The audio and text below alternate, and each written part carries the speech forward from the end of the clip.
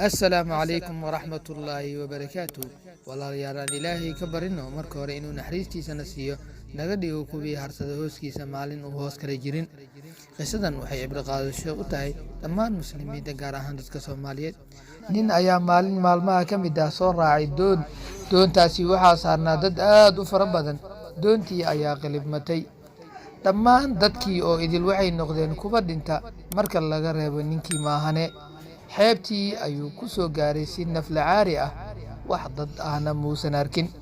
iyo wax caawiye iska daaye rafaad iyo silac fara badan kadib ayaa wuxuu bilaabay inuu dhisto daash isaga oo soo urursaday xaabo gaajo ayaa qabatay wuxuu ku dhaqaaqay bal inuu raadsado geed miro la cuno leh ase ahaatee wuxuu dib ugu laabtay daashkii oo gubanaya markaas buu wuxuu yidhi allow maxaa sidaan igu gashay habeenkii wuxuu seexday daashkii uu dhistay meelo aanan ka fogeyn subaxii ayaa wuxuu ku soo kacay qaylada markab soo gaaray goobtii uu joogay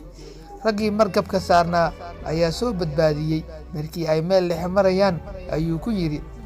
war niman yahow sidee ku ogaateen inaan joogo meeshaan waxay ugu jawaabeen annagoo marayna meel fog ayaa waxaa xalay aragnay qiiq iyo holac hawada qabsaday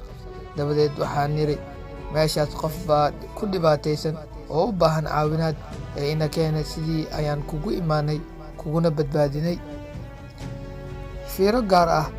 haddaba ilaahay subxaanahu wa tacaala wuxuu wanaag kuu soo mariyaa meel aadan filanayn ee weligaa ha ku degdegin inaad ka xumaato go'aankiisa ninkan wuxuu ka xanaaqay daashkii laga gubay balse ilaahay subxaanahu wa tacaala wuxuu dabkaas ugu beddelay badbaado iyo isaga oo dhulkiisii iyo dadkiisii ku laabtay